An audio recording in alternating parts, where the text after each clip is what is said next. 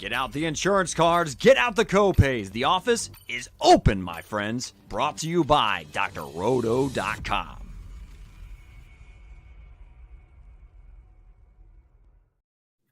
Hey there, everybody, it's Dr. Roto. Get out the insurance cards, get out the copay. The office is open, my friends. It's First Look DFS, and I'm doing it with nobody better than a millionaire maker herself. Her name is Alisha Hunt. You can follow her at Huntin' Millions, and she's working over at drroto.com. I couldn't be any more excited. Alisha, is this going to be a year where you win another million? I'm planning on it, yeah. I'll take two. Why not? Yeah, sure you will. Can you give a little to others? You know, I'll take half a million. Would that be a night? Sure, no problem. You're very generous. I appreciate it. All right, what we're going to try to do in this show is just give you a quick preview. Look, I know it's Wednesday, but Wednesday is when we start taking a look at the DFS slate, the main slate, see if there's some values, see guys we like. And of course, so tell us your process. I know like on Wednesdays, I start to get familiar with the slate. How does it work for you between now and Sunday? How do you deal with your lineups? Well, it's probably going to be a little bit different now if I'm writing content, because I'll have some of that to focus on a little bit more. What I used to do before I started writing content was just kind of glance at some, I belong to a couple different places. It's fair enough for everybody to have a subscription to other places so they can see what other people think. But ultimately, I went with what I thought, who my favorites were. You got to look at your ownership. And then by Sunday, I pretty much had my lineups in by the morning, and I would just kind of go through and tweak them. I would watch, shows on TV and just go off my gut, really. That's really what I used to do. Now I'm much more in the middle of all of it, and I'm looking at everybody in much more detail. So I don't know how my process is going to quite be this year, but I'll get back to you on that. You know too much this year. My biggest problem is that I put in a lineup, let's say on Wednesday night, and then I tweak it so many times. And even Sunday at noon, I'll still be tweaking. And it's that last tweak, Alisha, that cost me a lot of money when I probably should have just gone with my first instinct. Yep, that's that FOMO. I'm a big, you got to go with your first instinct. That's huge. That to me is huge. And even with golf and football in the past, I've picked a player and then went in and changed it around and literally would have came in first place. And I can't tell you how many times that I've done that. So the best advice I can give to people is go with your gut and stick with it. Don't change it. All right, I'm going to try to listen to you, okay? I promise you, I'm going to try my best to listen. But let's kick it off right now. Let's get to the quarterback position. And so let's talk conceptually. Do you like to spend money on your quarterback? Do you want to be cheap quarterback? I kind of equate quarterback to a pitcher in an MLB DFS lineup. So here you got the Lamar Jacksons, you got the Justin Herberts. Do you want to be high, medium, or low?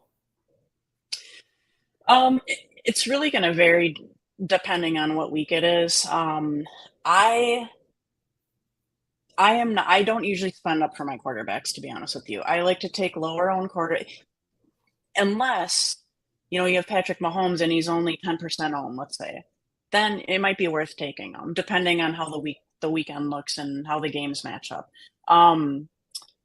I like to take lower owned, cheaper quarterbacks that I know can produce maybe 20 fantasy points. Well, so could Patrick Mahomes, so could Lamar Jackson.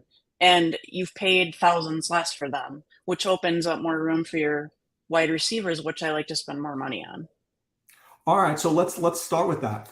I think in my mind, there are a couple of cheaper quarterbacks that I have my eye on. One guy I think may shock you, but one guy I think is going to be very highly owned. And when I say very highly, maybe 10 or 12%. I think Sam Howell is going to be higher owned than I want him to be. He feels like a fade to me.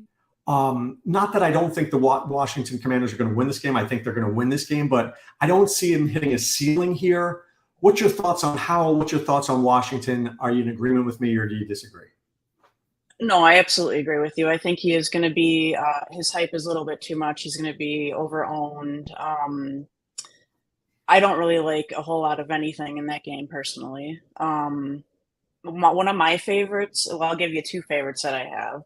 And people may completely disagree with me, but I love Cousins and I love Geno Smith, and I will always stand behind them. They can easily get you 20 points.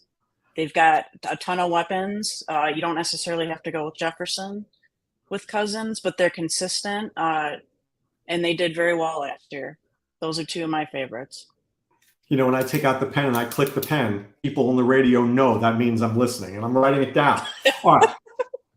I like the Cousins a lot. I'll surprise you. I like Baker Mayfield a little bit. I like that game, right? I want to have a lot of pieces in that game, I think. So let me, before I get to Geno, I really want to get to Geno. Do you double stack, single stack? Like, I can envision a Cousins, let's just say Jefferson, Hawkinson, bring it back with Godwin or White. Like, will you go all in on a game, or do you just want pieces from a game? I absolutely, if I'm going to take a quarterback, I have to have a wide receiver stack minimum. Okay. Now with Cousins, you could take Jefferson, you could take Addison, you could take Hawkinson. I mean, you could line the whole thing up and have a great lineup, but I don't like to overuse. If I stack, I do maybe two.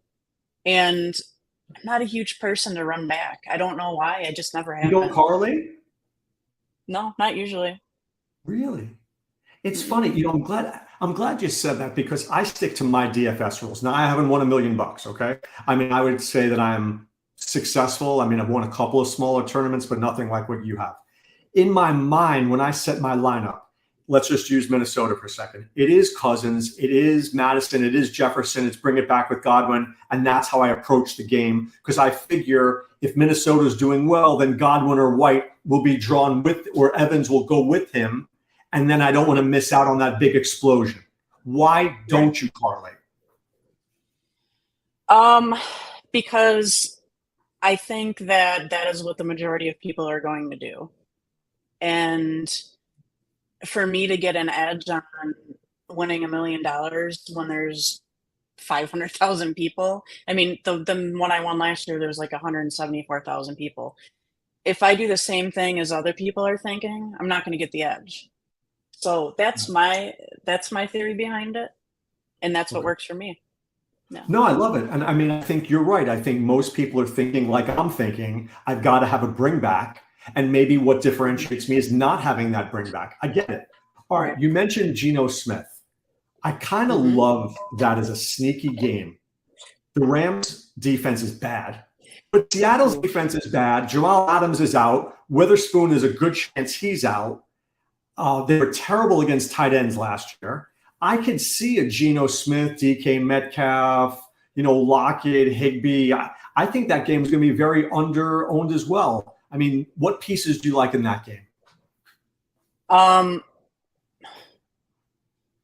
Honestly, I like Nakua and Atwell for the Rams. I think that with Kupp being out, you're going to have to look for some different pieces. I don't think either of the defenses are going to really shine. It's going to be more of an offensive game. I know DK Metcalf has been more hyped than Lockett. I feel like he gives Lockett more targets. So, I like Lockett better than Metcalf. So if I were to stack, I would stack Lockett with Geno. And if I was I would never take Stafford, to be honest with you. I mean, yeah. So let's not even, that's a complete fade for me right there. So, but I think Nakua and Atwell could be little cheaper pieces to throw in that could be much different from what people are thinking. Well, it's interesting because Cooper Kupp is out. Van Jefferson's going to be 1. They said Atwell is going to be the 2. Nakua becomes the 3. Yep. I think I love Nakua, by the way. I love him in regular seasonal fantasy. I just feel like, is he going to get enough targets as a 3, or is Atwell the smarter guy at the 2, or are they both going to be 1% owned and won't really matter? If they're 5% owned or less, it doesn't matter.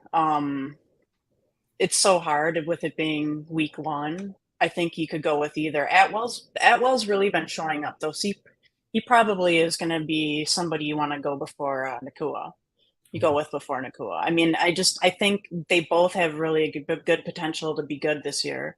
Those hamstrings that Cup has, and they said it's more serious than it looks, is what I was reading a little bit earlier today. Oh, yeah, So it's not good. no, it's not good. So they're going to have to go to different pieces. And yeah, it's going to be a rough season for the Rams. But if they can get those connections in place and build a rapport with those guys, then they'll be all right. I have this theory. LA's got a lot of doctors. If he's flying to Minnesota, that can't be a good thing, right? No. Yeah, no. Freeze your butt off on the plane. All right. Now, I want to get two more games I want to talk about. One is the Chargers Dolphins. Any interest in Herbert? Any interest in Tua there? I love Herbert, and I think the Chargers are going to be excellent this year. The main reasons why I love Herbert is because they have Kellen Moore. I think he's going to open up the offense and allow Herbert to be explosive. He's going to allow the routes to be run longer. I mean, it was kind of like what was the guy's name? Help me out. The old offensive coordinator. Oh, Joe Lombardi. Lombardi, yes. I don't feel like he let the guys run loose enough. No. It was too confined, and I think Kellen Moore did a great job with Dallas. That's a whole nother story. We won't get into Dallas, but I think he's what they need over there. I think Quentin Johnston is going to be a good piece for them. I love the Chargers this year, and I think if they can beat, I hate to say this, and don't mark my words, but if they can beat the Chiefs, they could take it.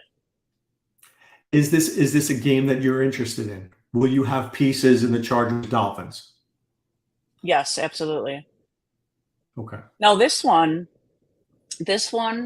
I do like Hill, so I may do a little. I don't know. Maybe a Hill as a run back on that one, just because. What about doing a Tua Hill and running it back with a Charger? Yeah, that would work too. I like Tua as well. I think he's going to be. I like Herbert and Tua as kind of like those not super chalky guys, but not those low-owned guys either. I think they're going to be kind of middle-owned. I think Herbert will be a little bit more owned than people think. I do too. Let me give you the chalkiest guy arguably on the slate. I think it's Lamar Jackson. I mean, you're playing the Texans. Lamar's down, got to be 215 yards, I think is the prop bet. Another 56 yards rushing. You're most likely going to get at least one touchdown pass. You might even get a touchdown run there. But it's going to cost you. Are you running with Lamar? Are you fading Lamar? Because I know there's another piece that we'll get to in this game that I really like. But where are you with Lamar? I'm going to pass on Lamar. I think there's more value at a lower price point. He's probably going to do fantastic, and he's got some great receiving pieces, but I'm not going with Lamar for week one. Is there anybody I missed at quarterback that you want to touch on? Is there a player, anybody?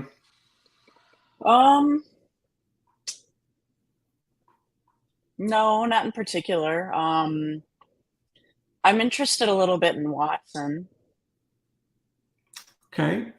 Well, that could be a high-scoring game. Could be. Yeah, it could be. And actually, if I had to pick another guy to fade, it would be Burrow. What about Jamar Chase, I'll save that when we get to wide receivers. Remind me, I want to talk about Jamar Chase. Okay. Let's get to some running backs here. So look, on DraftKings, you want guys who catch the ball. On FanDuel, you want guys who score touchdowns. I think that's pretty clear.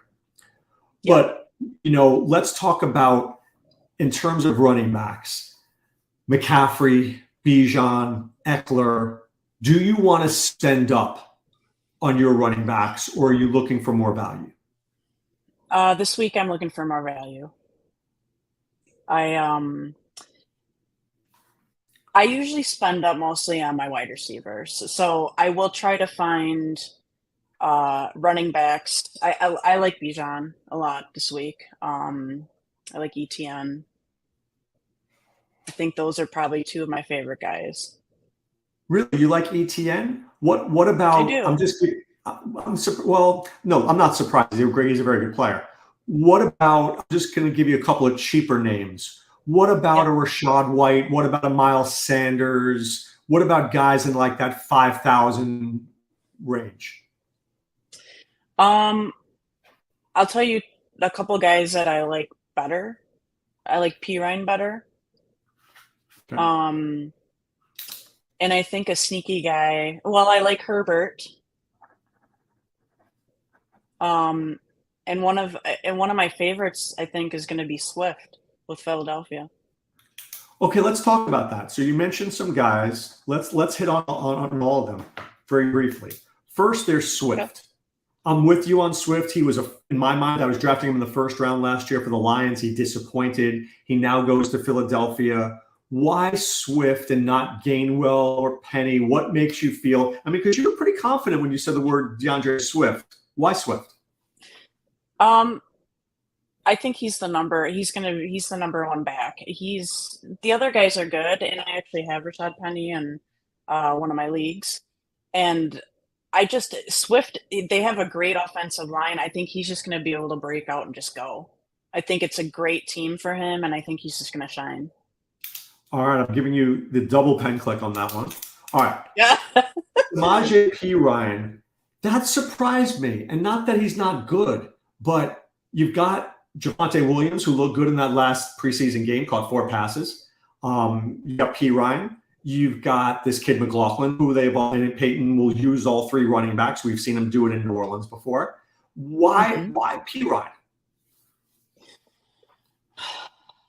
I think that, if anything, I think that Sean's going to 50-50 the backfield to start. And I think P. Ryan has more experience. I mean,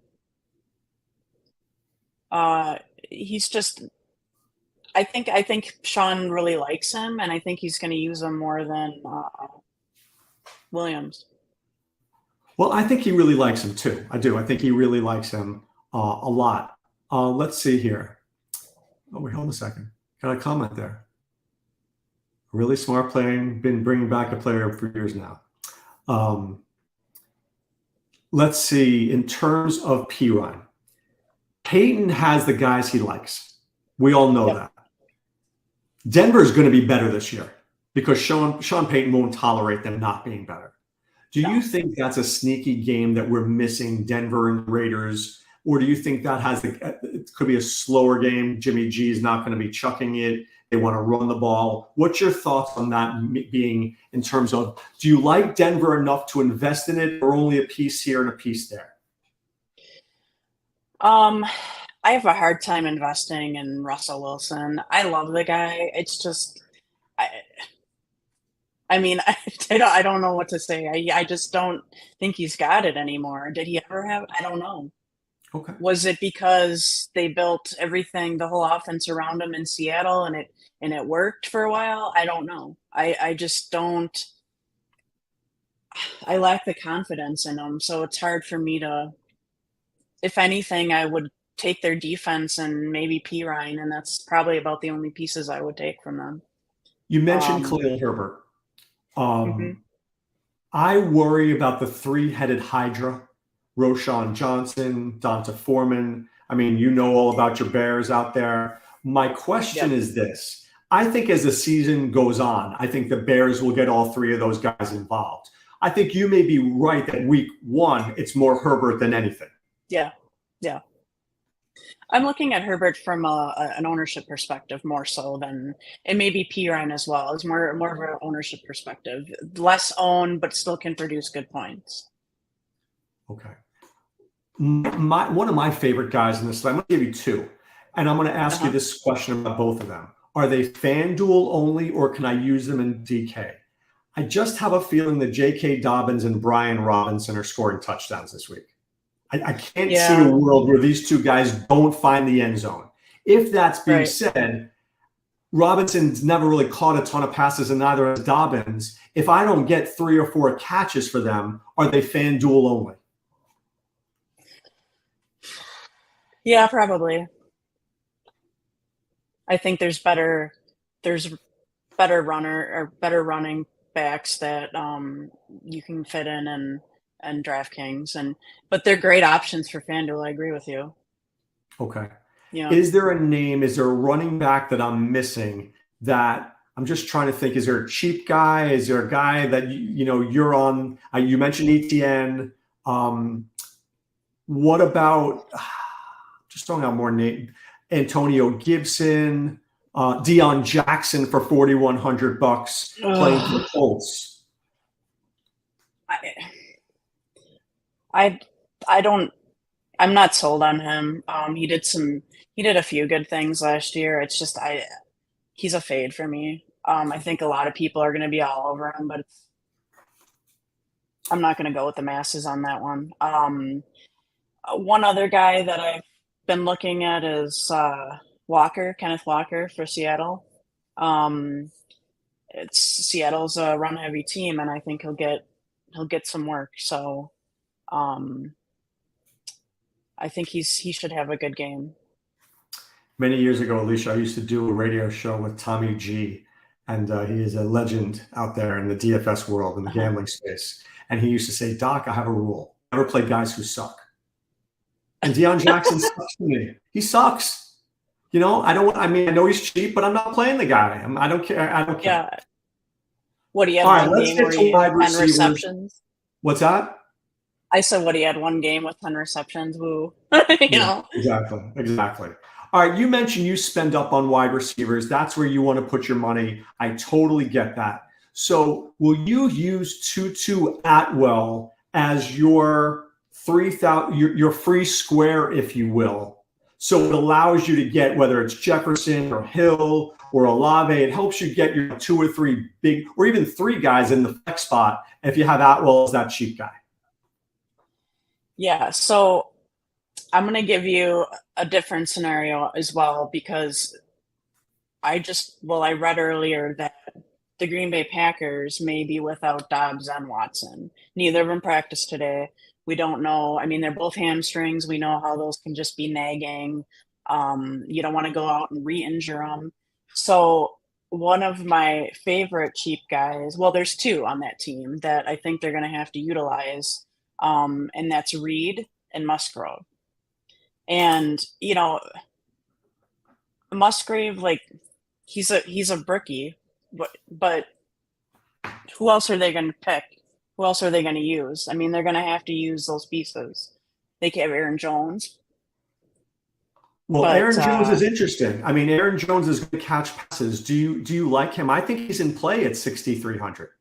Yeah, absolutely on FanDuel for sure.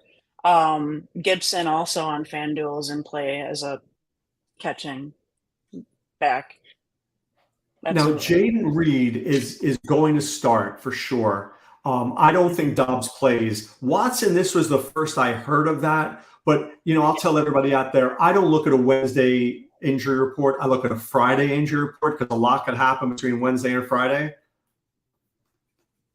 Yeah.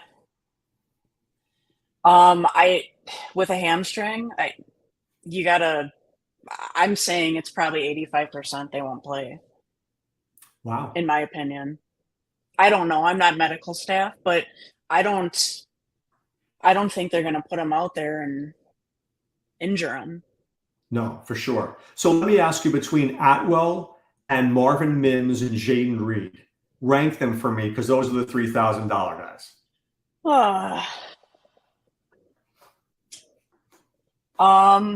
Now you got me. I'm going to go with Atwell, number 1. Okay. I think Mims is going to be number 2, and then I'll take Reed 3rd. Okay, interesting. Now, will you spend? Do you envision lineups with Tyreek and Jefferson and Atwell, or do you feel that becomes too popular? No, I don't think so. I don't know how many people are really looking at Atwell. I don't think people are really interested in the Rams much. I think they're going to be very low owned. So here's a question. We're in the DFS community, right? We're in Yep. this space. He's going to get steamed up, whether it's run pure, whether it's establish the run, whether it's stochastic. I mean, FTN. The minds in our industry are going to be where you are. Yep. What percent do you think that makes up of ownership versus the masses, right? So if we in the industry are into 2-2 Outwell, does that make them 3 or 4%, or could that make them like 7 or 8%? I don't see him going past 7. I don't think. Let me try to think here. Yeah, I think I was looking at like Bijan, and I think he was at, depending on what site, he was less than 10% owned. I would think Bijan would be like 15, 20 by now. Right. Bijan is very lightly owned, and I think he may be the best player at the least ownership, which will be shocking because in 2 weeks he'll be at 26%. Yep. I'm a degenerate. What can I tell you? I like betting horses, right? When I was a kid, I read the Daily Racing Forum before I read anything. And you always get the best value at the Kentucky Derby, right? Yep. After the Derby, it gets progressively worse. So that's when you make money. I feel like Bijan Robinson is at the Kentucky Derby this weekend. This is when you're going to get him. You're going to get the lowest ownership. He's going to go off, and you're going to say, how did I not have him in my lineup? And now all of a sudden next week he goes from 8,000 to 8,800, and now you're not going to pay for him anymore. Absolutely. Agreed.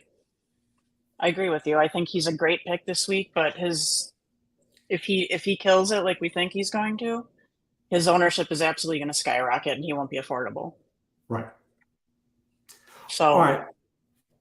What other receivers? So I'm assuming you're flexing DK as a receiver.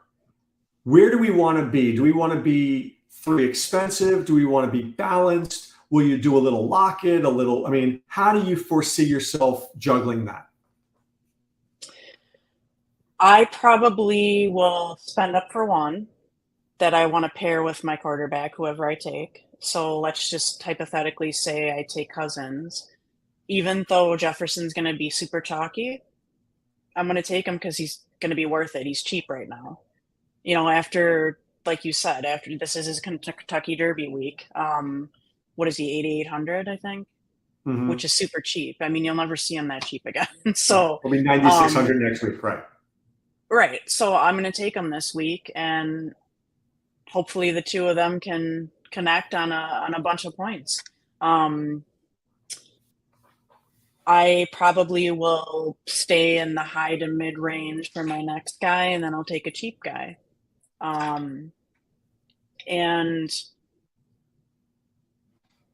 It depends. It depends on who I go with. Tight ends are going to be a little rough this week. I have some ideas, but with some injuries going on out there, I'm sure we'll get to tight ends in a minute. But you might be able to spend up a little bit. I've put a lot together and have looked at them, but I haven't kept them. I literally don't have one lineup completely saved yet because I keep going in, building it, and going, I don't know about that. I don't like that, so I don't want that first instinct to go and stay there. And, I'm still trying to figure out which guys I like. There's so many. It's week 1. It's so exciting. But, like, for example, I probably will use a little bit of Jefferson, and I do actually like Davante Adams. Really? You would ask me about that against game. Patrick Surtain, Denver? Yeah. Really? Yep. Now, let me just give me a second. Well, let me ask you this question. When I think of Adams, I think of Jimmy G sucking, and I think of Patrick Surtain being one of the top cornerbacks in the league. What are you thinking, and why is my thinking wrong? I think that where was my thought? I just lost my thought. I think Jimmy G is not a throw the ball down the field type of quarterback. He doesn't launch it down. And I feel Davante Adams is more of that type of a receiver. He was with Rodgers. He was more with Carr. Carr threw the ball far down. Jimmy G doesn't. they don't have a lot of great pieces this year, and I think that Adams is going to have to make things special, and he's special enough to do it. I think between him and Jacobs, I think those are the two big pieces on that team that will actually put up the points. Is Jacoby Myers overlooked because he only runs these short routes that he used to run for the Patriots? He may be overlooked. I really don't have opinion about him either way at this point. Okay. All right, let's get to tight ends. No Kelsey. Yeah. Kelsey may not even play, but Kelsey's not on the slate. No Waller playing in the Sunday night game. So you're taking two of the top. Andrews, not 100%, been dealing with injuries. That game feels like it's going to be a blowout. So when you're basically taking Andrews, Kelsey, and Waller off the table, at this point, I ask myself this question. I like Tyler Higbee. I do. But is he worth 18? What's that? I love him too. Is he worth $1,800 more than Luke Musgrave and Hayden Hurst and a guy like that? So I love Higbee, but that $2,000 I could be using elsewhere. Yeah, no, I agree.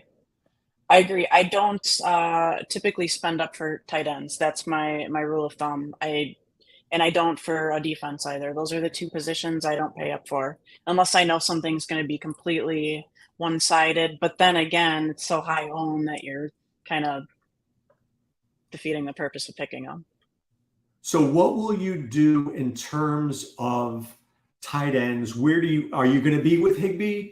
Are you going to go with a little Geno Lockett, bring it back with a Higbee? I know you don't like bringbacks, but that seems to make a little sense to me. Seattle was wretched against tight ends last year. I know you mentioned Musgrave. I mean, if Dobbs and Watson are out, Hurst in the revenge narrative game against Atlanta where he played for a couple of seasons. There's so many options down there. You know who I really kind of like this year is Juwan Johnson for the Saints. I think he's going to be overlooked a lot. Yeah, click it. It seems like we have a lot of things in common, huh? Do our minds think alike? Juwan is just touchdown dependent, though, right? Do you think he breaks out into more of a receiver this year and less touchdown dependent like he's been in weeks past? Or years past? I do. Yeah, I think Carr will meld with him much better than who was there last year? Winston and Dalton. Help me out. Winston, yes, thank you. No, I think I think Carr's a good quarterback. I don't think he's awesome. I don't think he's great. I don't think he's one of the best. I think he's a good, solid quarterback. He's consistent. And I think Juwan will be a good target for him. I mean, he loved Waller. Waller's probably a little bit more athletic than Juwan in certain. I mean, that's debatable, but he did seem to like to go to tight ends. So I had this idea of a sneaky stack, Alisha, where I thought about Carr, Olave, and Juwan as my Saints stack that I thought would be very low owned. Yeah. Maybe bring it back with a Hopkins or bring it back with a Henry or bring it back with somebody. I thought that team had some legs to it. Yeah, I like it. I like that. Yeah. All right, let's get to defenses. You mentioned you don't spend up on defense. Is there a magic number? Is it 3,000 the cap? Where are you with the number? And with that being said, feels like Washington is going to be really highly owned this week. If they're 23%, logic states go away from that, be with the other 77%. But at the same time, if chalk is good chalk, go with it. Right. So it really is dependent on how much money you have left. If you're going to go with the chalk and you just know they're going to do well, I mean, no one can say that. It's week one. Yes, they should kill it. They should get a ton of defensive points. But again, if they don't, then you've gone with the chalk and you've eliminated yourself from being number one in the Millie Maker. So what do you do? Do you go with the 20% owned defense? What's your plan? I personally am not going to. Yeah, no. I mean, Washington is going to be about 19 to 20% rostered. Yeah, yeah, absolutely. I don't.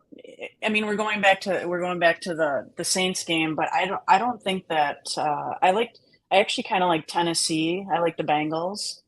I I mean, I like Watson, but that doesn't mean that if they're going back and forth that the defense can't score points also, which I think is something that people think that just because you have a passer here, you can't have a defense. It's absolutely not true. Well, Tennessee is, I mean, it goes against what I just said. If I like Carr and I like Olave and I like Juwan Johnson, why am I investing in Tennessee? But But that's what I'm saying. If you're gonna take them as a build, then you don't want to take Tennessee. If you have a piece from the other side, you can still use the defense. right, right. So I'm just when I look at the cheap defenses, they're cheap for a reason. But can a punt Right. return go for a touchdown? Could a kickoff return go for a touchdown? When you're looking at defense, are you looking at sacks? Are you looking at possible interceptions? Like, what's the thing that you're targeting? Um, Probably sacks. I mean, the 49ers are great. I mean, look, they just paid Bosa huge money, Yeah. and they're worth it. He was hunting They're, millions too, I and he got mean, it. what's that? I said He was Bosa hunting was millions and hunting he got it. millions too, and he got it. Shit, he got a lot more than I did. um, All right. yeah, So sacks. with stacks. I mean, so Sorry. okay. Well, I was going to say sacks, but so let's talk stacks. Any quick stacks that you are thinking this week, or you're not sure yet where you are? I'm not 100% locked in.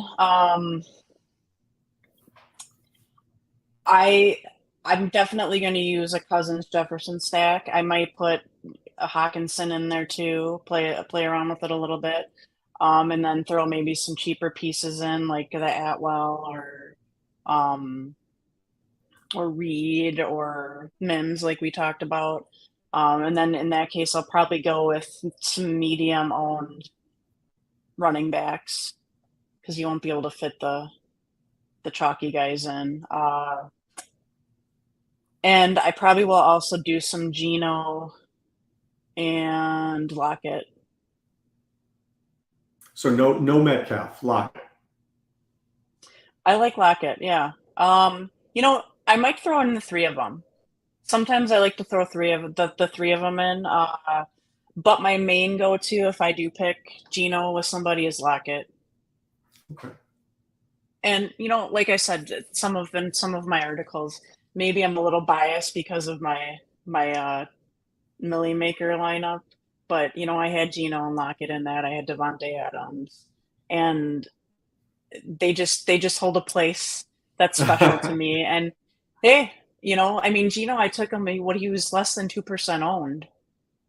I mean, Well, how when you could I think not about have that taken game, him? did you have that game against Detroit? Was that your million Uh, oh, I don't remember. I have to when look at my Detroit played lineup. Seattle? Because that game exploded. That was a game that you needed a piece of.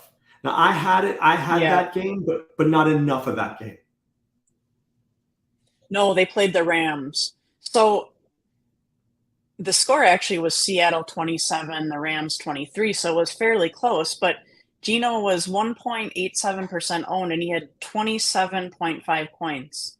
What week was that last Uh, year? Was that toward the end? that was week 13. And Lockett had 30 points. Right. So, um, But you had good differentiation there. You did. At yeah. 1.87 is you can't beat that. I mean, to the average person that when I started doing DFS and I thought, oh, let me take all the best guys, the number ones in every. I mean, you obviously can't fit that in your lineup, but oh, I'm going to take this guy, this quarterback's number one. You're watching Sports Center or whatever, fantasy football on Sunday morning, and they're ranking all these people, and I'm taking one of the top five of everything. Well, you can't fit that in as far as salary is concerned, but that's not going to win you the millie. So if you look at my lineup, it's like, God, that's ugly. It's really kind of ugly, but hey, it worked.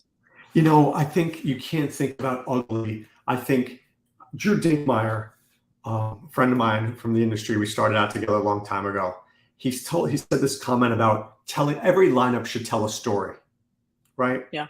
Meaning Cousins to Jefferson to Hawkinson. I bring it back with White. That's that game. I've got other pieces. I bring that. Now all of a sudden, your lineup is telling you a story.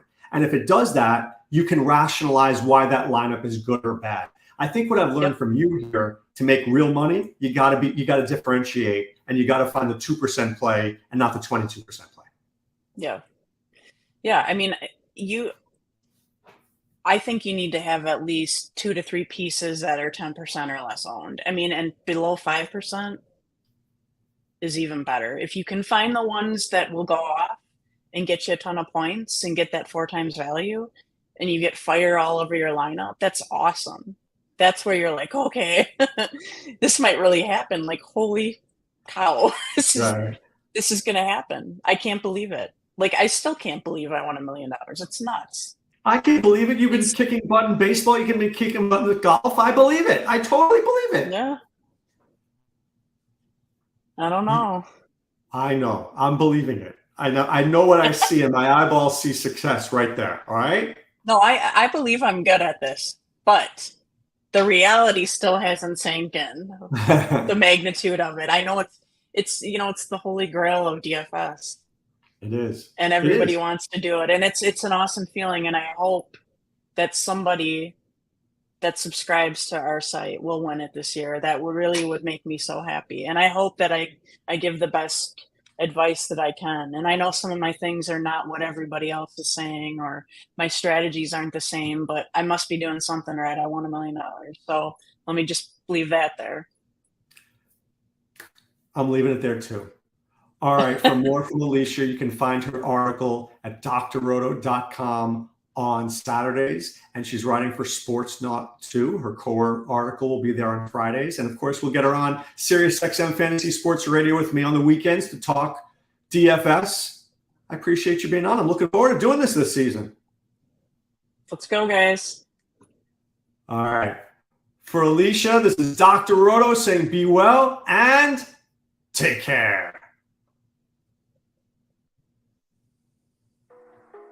Thanks for stopping by the office. Get your fantasy prescription by subscribing to the channel and checking out drroto.com. And until the next visit, be well and take care.